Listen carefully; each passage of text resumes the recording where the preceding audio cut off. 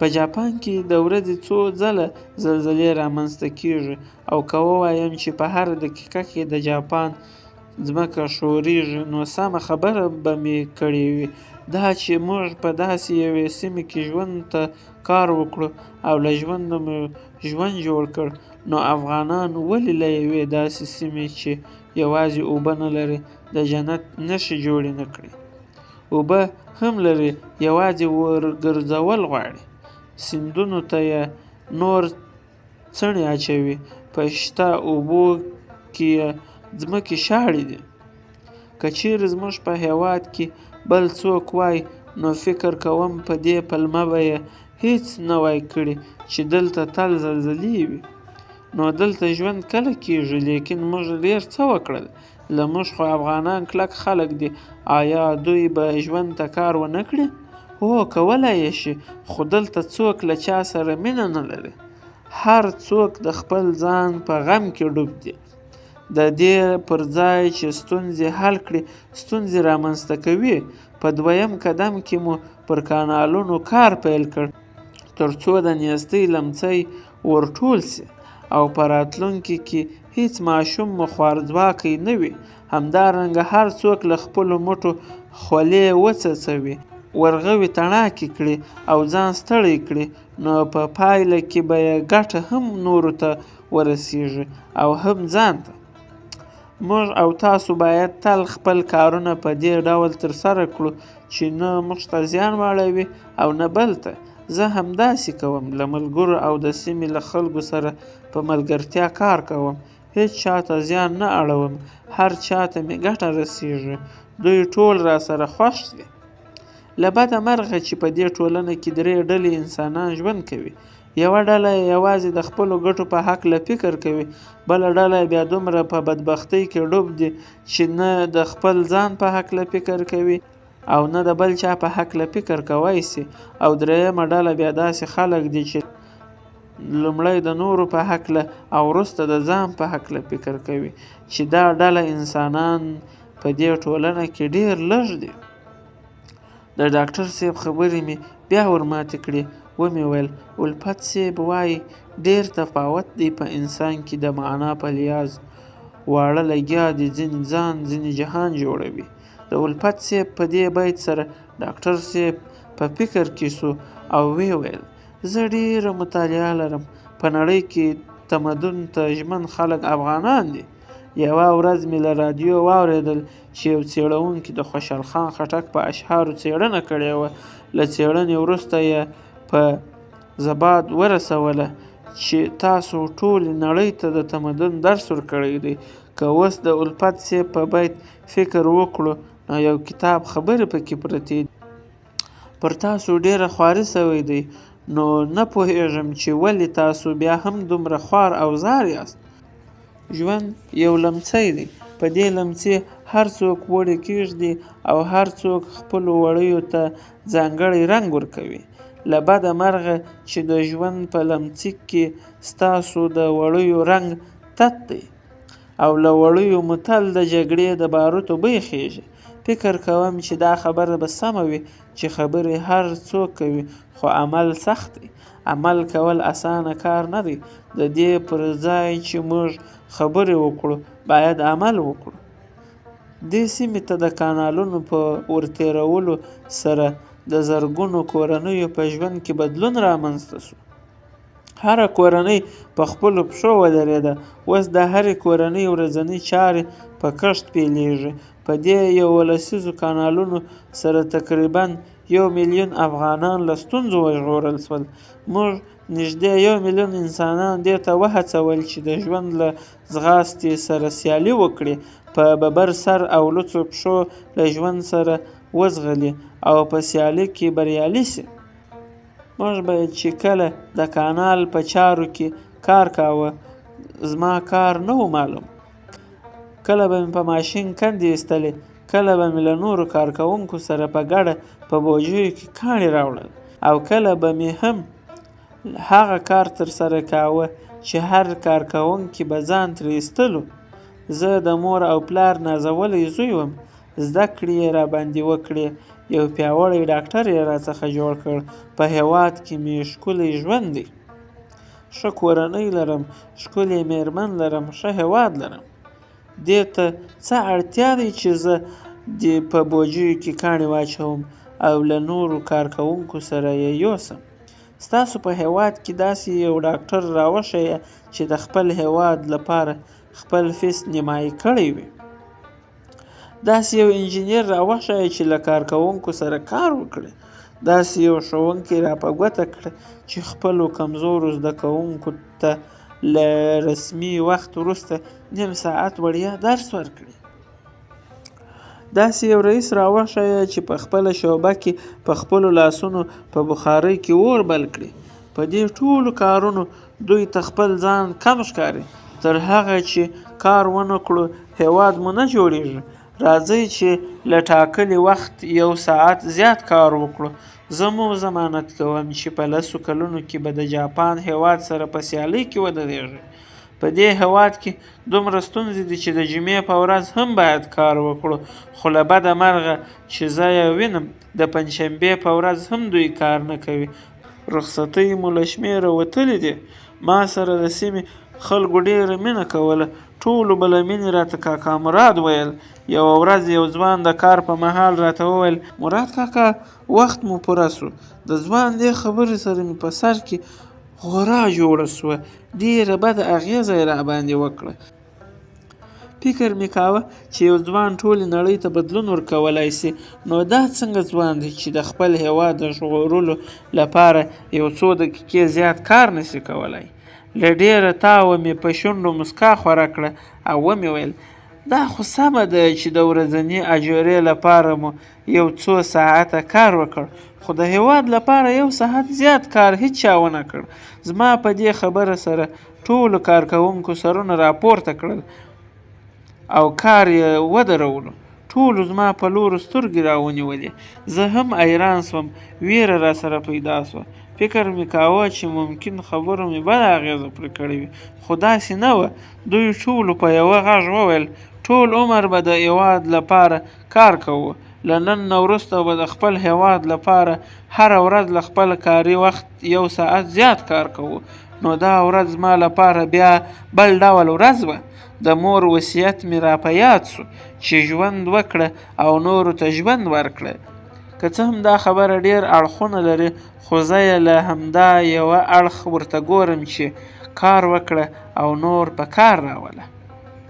ځکه چې د ژوند بل نوم کار دی. نو په لوړ غږ مې وویل: موږ وګټله. ټولو چکچکې کړې. له چکچکو وروسته مې وویل: همدا کار به مو د جاپان هېواد سیال کړي. همدا کار به مو له سولې برخمن کړي. کار د وږي نس مړوي. کار نیستمن شتمن کوي. کار به مو تر اسمان رسوي. خبرې مې پر ټولو ښې ولګېدې. بیا یې په کار پیل وکړ. ډاکټر صاحب بیا د لاسونو له ګوتو ټکا وایستله. یوه شېبه وروسته یې بیا په خبرو پیل وکړ. له بده مرغه چې په ځینو ټولنو کې ناغېړي په مستۍ سره ورځ په ورځ پړسېږي او ناغېړي بیا موړ نس وږی کوي، شتمن تر نیستۍ رسوي، له ژونده مړی جوړوي. نو موږ د سیمې وګړو ته دا څرګنده کړه چې زه له کوم ځای راغلی یم او ستاسو د ښه ژوند په مخه هلې ځلې کوم، پر سر خاورې ایرې بادوم. نو تاسو خو د همدې ټولنې یاست، نو بیا ولې ناغېړی کېږئ؟ د ډاکټر صاحب له سترګو بې درېغه اوښکې روانې سوې. یوه شېبه یې ښه وژړل. بیا یې د میز له سره کاغذ راوایست. سترګې یې پرې وچې کړې. له ما یې بښنه وغوښته. افغان صاحب ما وبخښه، اوښکې مې ټینګې نه کړې. یوه شېبه چوپ و. بیا یې وویل: موږ د خپل سر په قیمت کار کوو. یو څه وخت وړاندې د کازویا ایتوي په نوم یو 30 کلن ملګری یې راوواژه. دلته کار کول ډېر ستونزمن دی. خپل سر به په لاس کې نیسې، بیا به کار کوې. زه نه پوهېږم چې انسان دې ولې دومره بدرنګ وي چې د خپل نس د ډکولو لپاره د بل په نس چاړه ومنډي. زه له مرګه نه وېرېږم. زه به کار کوم. دا نن مې هم څوک وژني، له کاره به لاس وانخله. په دې هم پوهېږم چې یو ورځ به مې د وطن دښمنان وژني، هېڅ پروا یې نه لرم. زه به ویاړم چې خپل هېواد ته د خدمت په تور ووژل شم. د ډاکټر په شونډو بیا مسکا وځغلېده، خو دې مسکا بیا بله بڼه درلوده. په ورو غږ یې وویل: دا بیا وژل نه دی، بلکې د تاریخ ګټل دی. په دې خبرې سره حیران شوم چې دا کم هېواد یادوي، جاپان که افغانستان؟ کم تاریخ ګټي؟ نه پوهېږم چې ډاکټر یې وبولم، انجینر یې وبولم او که ارواپوهه. زما په حیرانتیا وپوهېدو، نو ځکه یې وویل: مه حیرانېږه، زه اوس افغان یم.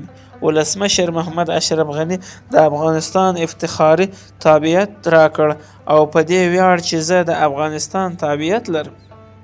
د افغانستان تابعیت مې واخیست، پښتو او دري ژبه مې زده کړه، افغاني کالي مې په تن کړل، د سر په بیه خپلې خاورې ته خدمت کوم. منم چې ملګری یې راووژلو او ما به هم یو ورځ وژني، لیکن له بله پلوه بیا زما کارونو ته پوره درناوی کېږي. هر څوک مې د غوره سړي په توګه پیژني. د یو څه وخت کار کولو وروسته چې خورا ښې پایلې یې درلودلې، د رامون مګسسه په نوم د یوې جایزې مستحق وګڼل شوم چې ارمان پاله او عمل پاله خلکو ته ورکول کېږي. دا جایزه د آسیایي نوبل جایزې په نوم هم یادېږي او د نوبل جایزې په کچه ارزښت لري. د دې جایزې په ترلاسه کولو مې هڅې یو په درې سوې، ځکه چې په دې مې باور پیدا سو چې د ځمکې پر مخ ډېر داسې خلک شته چې له انسان سره مینه کوي. له دې جایزې 10 کاله وروسته د خپل ښار د بې بدیله خدماتو د ترسره کوونکو لقب راکړل شو. ډاکټر بیا یوه لنډه خندا وکړه. په خندا یې وویل: دا جایزه هر چا ته نه ورکول کېږي. د 24 جاپانی یم چې دا لقب مې وګټلو. دا جایزه لیکوال یا هنرمند ته ورکول کېږي. له دې 3 کاله وروسته د چین دولت یو لوړ او مهم نښان راکړل شو. دا نښان د جاپاني امپراتورانو لخوا جوړ شوی دی او هر کال هغه چاته ورکول کېږي چې د چاپېریال ساتنې او د ژوند په ښه والي کې یې منډې ترړې کړې وي. د دې نښان نوم ډېر ښکلی دی، په زړه منګولې لګوي. آیا پوهېږئ چې څه نومېږي؟ د نه په معنا مې سر وښوراوه، شونډې یې ویرې سوې، په مسکا یې وویل: د دې نښان نوم دی د لمر ختل. کله مې چې نښان تر ګوتو راورسېدو، ډېر ترې اغېزمن شوم او له ځان سره مې وویل: تیارو ته به رڼا رسوم. په دې وخت کې بیا هماغه ببرسترګی ځوان راننوت، زموږ په وړاندې ودرېدو، ویې ویل: ډاکټر صاحب، ډوډۍ تیار دی. د ډوډۍ وخت هم و، خو دا خبره په ما ښه ونه لګېدله، ځکه زه عادت وم تر هغه چې کار مې نه وای خلاص کړی نو ډوډۍ مې نه خوړله، او له بله پلوه مې له ډاکټر صاحب زړه نه کېدلو. هره خبره یې ملغلره وه او عملي کول یې زموږ د ټولنې د هر ټپ لپاره پټۍ وه. پر مرکې مې بیا فکر وکړ چې کومه پوښتنه راڅخه نه وي پاتې شوې. یو لنډ فکر وروسته مې ډاډ ترلاسه کړ چې ټولې پوښتنې مې ځواب شوي دي.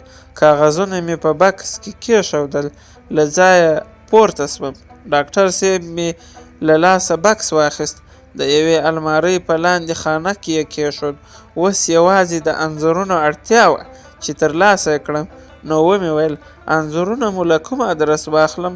ویې خندل. بیا یې وویل: فلش دې راکړه. فلش مې ورکړ. په دفتر کې یو زوړ ډیسک ټاپ کمپیوټر ایښی و. د کمپیوټر په سی پی یو یې فلش ور ومنډلو او سکرین ته په ملا کړوپ سو. د عکسونو مکمل فولډر یې ور سینډ کړو. یوه شیبه وروسته په سکرین کې شنه پټۍ ورکه سوه او فلش یې ترې وایست. بیرته یې ماته ونیو. دواړه له دفتره ووتلو. په دهلیز کې مو لاسونه پرېمینځل. په یوه بله کوټه یې ورننه کړم. دسترخوان هوار و. او خواړه پرې ایښي وو. ټول دوه نفره سره کېناستل، خو موږ 3 نفره سو. یو زه وم، بل ډاکټر او دریم اشپز و. ډاکټر صاحب مسک سو، ویې ویل زه تل ډوډۍ له دې ملګري سره یو ځای خورم، نه مې خوښېږي چې یوازې ډوډۍ وخورم. پر دسترخوان افغاني خواړه ایښي وو. د ډوډۍ په خوړلو مو پیل وکړ. ما د سترګو په کونجونو کې څارلو. ښه په خوند مو ډوډۍ وخوړه. دسترخوان ټول سو. زه هم ډاکټر صاحب ته په تمه وم چې نور څه کوي. په کوټه کې ټول ناست وو. یو بل ځوان ته یې مخ ور واړاوه. ترې ویې پوښتل موټر دې جوړ دی؟ هغه وویل و جوړ دی. بیا یې ما ته مخ را واړاوه. پړسېدلې سترګې یې وځلېدې. په خندا یې وویل که خوښه دې وي کاري ساحې ته به ولاړ سو، اوس به هر څه له نږدې نه ووینې. ما هم کومه پلمه ونه کړه، ځکه په همدې کار پسې راغلی وم. ومې ویل سمه ده لاړ به سو. موټروان له ځایه پورته سو، له کوټې ووت. موږ هم لږ وروسته پسې ور ووتلو. زه د موټر تر څنګ ولاړ وم چې ډاکټر صاحب زما بکس په اوږو کې را اچولی و او لنډ لنډ قدمونه یې راپورته کول. څنګه مې چې ولیدو ور وړاندې سوم، بکس مې ترې ونیو. موټر ته ور پورته سو. د مختلفو پروژو څخه مو لیدنه وکړه.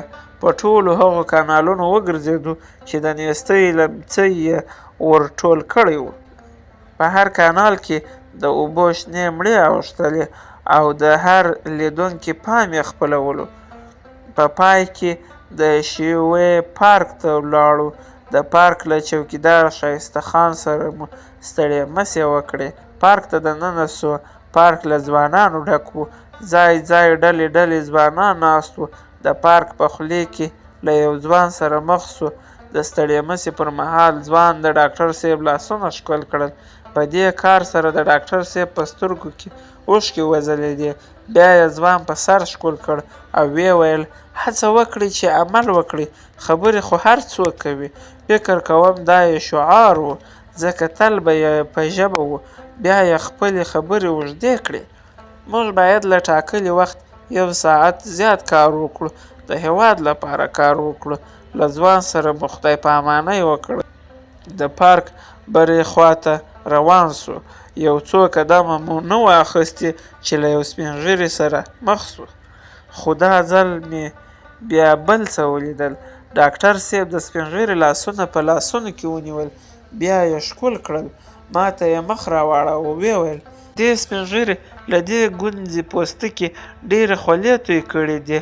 له دې ګونځې پوستکي به د خولو بوی ختلو. هر وخت به یې پر خپل کاري ټیم غږ کاوه چې نن ورځ به 1 ساعت نه بلکې 1.5 ساعت له خپل ټاکلي وخت زیات کار کوو.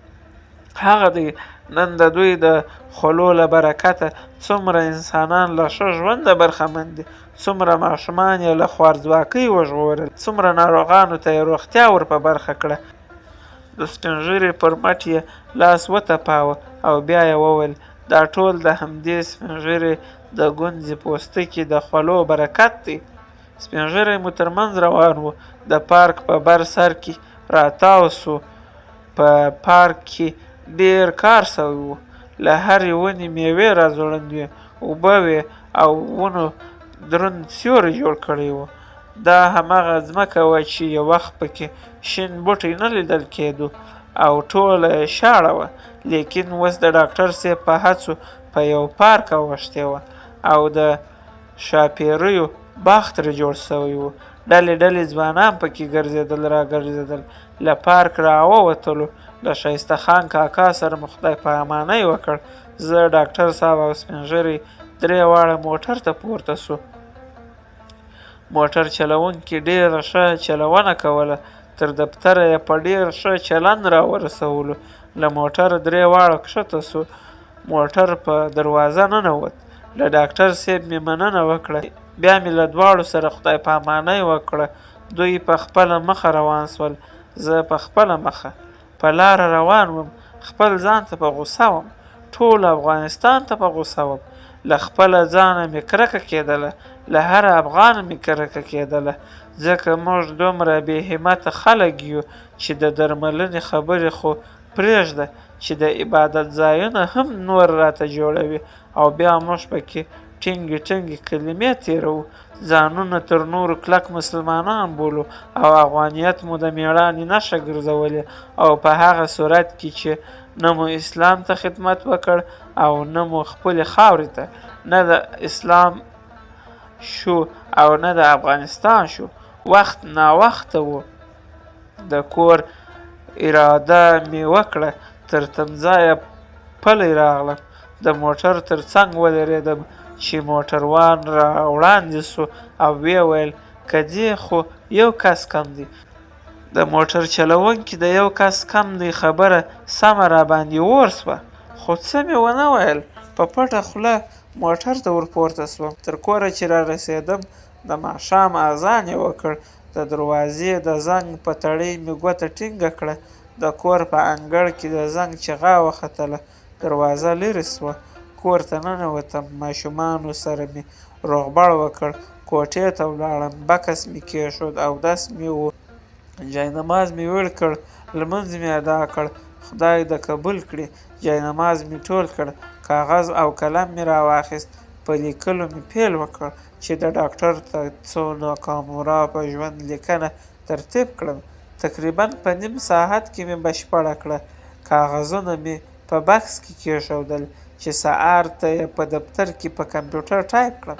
د ماښام ډوډۍ تیاره وه، دسترخوان ویړ سو، ټول له دسترخوان تاو سو، غوړي یې په دسترخوان کېښودل، په غوړیو کې ښه ترخه شوله پرته وه او تاوونه ترې ختل، د سبزي له قاب مې نیم نارنج راپورته کړ، په دوو ګوتو مې ټینګ کړ، څرکې یې وکړې، پر وریژو مې وڅڅولو، په ښه اشتها مو ډوډۍ وخوړه، ماشومان پر خپلو درسو بوخت شول، ما هم تلویزیون چالان کړ، د شمشاد پر څپو مې د بي بي سي نیم ساعته خبري ټولګه تعقیب کړه او ورپسې مې د همدې چینل له لارې د ټاکنو خپرونه او خبري سرویس وڅارلو. له 8-3 دقیقې تېرې وې چې تلویزیون مې بند کړ. د ژوندی د وي وطن په نوم د عزیز نسیم کتاب په ژباړه مې پیل وکړ، تقریبا 3 صفحې مې وژباړو، نوره ډډه مې نه ورته لګېده، هغه مې هم پرېښود. د ماخستن د لمونځ وخت و، پاڅېدم، لمونځ مې وکړ، خدای دې قبول کړي، پر توشک وغځېدم، د وجود شخې مې وایستله، یو څو دقیقې په یوه لټ او بل لټ واوښتم، نور په ځان نه یم پوهېدلی. یو وخت و چې د سهار لمونځ ته راپاڅېدم، اودس مې وکړ، لمونځ مې ادا کړ، د باندې ووتم، په زرغونه ساحه کې وګرځېدم، تازه هوا مې واخیسته، د ونو او بوټو له زرغون رنګونو مې ښه خوند واخیست. یوه شېبه وروسته بېرته دننه شوم، سهارنی تیار و، په ګډه مو له ماشومانو سره وخوړ، کورتۍ مې راواخیسته، پر اوږو مې واچوله، پر ځان مې تاو کړه، جرابې مې په پښو کړې، سپټۍ مې له اوږو تاو کړې او له ماشومانو سره مې خدای پامانۍ واخیسته. له کوره راووتم، د کوڅې سر کې موټر ته ودرېدم، موټر راغی، لاس مې ورکړ، د موټر په شا سیټ کې 3 نفره ناست وو، موټروان د خدای ژوندی لري، زه یې 4م نفر ورځای کړم، د شاتني سیټ 3 نوره سپرلۍ هم راسره ښې په تنګ سوي، خو څه مې کړي وای، دا خو زموږ د موټروانانو دود دی چې 2 تنه مخکیني سیټ کې 4 تنه شاتني سیټ کې کېنوي. موټر حرکت وکړ، له ټیرو یې خړې دوړې پورته کېدلې، لاره لنډه وه خو سخته کیندې کپر وه. یو څو دقیقې وروسته تر تمځایه ورسېدم، له موټره کښته شوم، موټروان ته مې د افغانیو سلګون ونیوه، په جینګه خوله یې وویل کلدارې نه وې در سره؟ له ډېره تاوه مسک شوم، ومې ویل همدا مې خپله سکه دی، هر څومره چې ترې ګرځوې ویې ګرځوه. موټر چلوونکي سره په جیب کې افغانۍ نه وې، د نورو سپرلیو یې کرایه راټوله کړه، ما ته یې 80 افغانۍ راکړې، پیسې مې جیب ته کړې، د دفتر په لورې روان شوم. تقریبا 10 دقیقو کې تر دفتره ورسېدم، په کارونو مې پیل وکړ. تر غرمې مې د تېرې ورځې هغه کارونه چې د ډاکټر تیتسو ناکامورا د مرکې له امله رانه پاتې وو تکمیل کړل. ډوډۍ تیاره سوه. ډوډۍ مو وخوړه. چای مو وڅښلو. بیا مې په خپلو کارونو پیل وکړ. د ډاکټر تیتسو ناکامورا مرکه مې راواخیسته. په کمپیوټر مې ټایپ کړه. د مرکې د پای پیراګراف و چې حامد وویل: اخ ظالمه! د اخ په اورېدو مې سترګې ور پورته کړې. لاسونه مې په کیبورډ ایښي وو. حامد د موبایل په سکرین کې سترګې نیولې وې. په وارخطا توګه مې وویل: څه شوي؟ د حامد له سترګو اوښکې څڅېدې. په ژړغوني غږ یې وویل: ډاکټر یې وویشت. حیران سوم. ومې پوښتل: کوم ډاکټر؟ په بنده ژبه یې وویل: جاپاني ډاکټر. د زړه درزا مې زور واخیست. په بیړه مې تلویزیون چالان کړ. همدا شیبه د تلویزیون په پرده همدا خبر و. ډاکټر ناکامورا د ناپېژانده وسلوالو له لوري برید وسو. په پیښه کې 15 تنه وژل شوي او ناکامورا ټپي دی. په دې خبرې سره مې ټکان وخوړ. د پرونۍ ورځې هره شیبه مې سترګو ته کېده. د وجود غړي مې شل شول. د پورته کېدو توان مې نه درلوده، خو په ډېرو ستونزو او مشکلاتو له ځایه پورته شوم. له نورو ملګرو سره یو ځای له دفتره ووتم. موټر ته پورته شوم. په 20 دقیقو کې تر روغتونه ورسېدو. په روغتون کې ډېر بیروبار و، خو موږ هغه عاجل خونې ته ور روان شو چېرته چې ډاکټر صاحب و. تر دهلیز ورسېدو. د دروازې مخې ته ولاړ وو چې دروازه را خلاصه شوه او نرسانو غږ وکړ: ایسته شئ، عاجل دی عاجل. موږ هم لار خوشې کړه. نرسان له ډاکټره راتاو وو. په لیدو یې بېدمه شوم. لاس او پښې مې له کاره ولوېدې. سترګې مې رډې رډې راووتلې. د ډاکټر په څېره لا هماغسې موسکا خوره وه. په ډېرو ستونزو ورنږدې شوم. تر سر یې لا نه وم رسېدلی چې سپین بریتونه یې بیا وښورېدل. سر یې لږ راپورته کړ. ویې ویل: افغان صاحب، زه درنه ولاړم. وطن مې در سپارم. وطن مې وژغوره. د همدې خبرې په کولو سره یې سترګې پټې کړې او سر یې کېښود. نرسان په ځغاسته تر امبولانس ورسېدل. ډاکټر یې په امبولانس ورپورته کړ.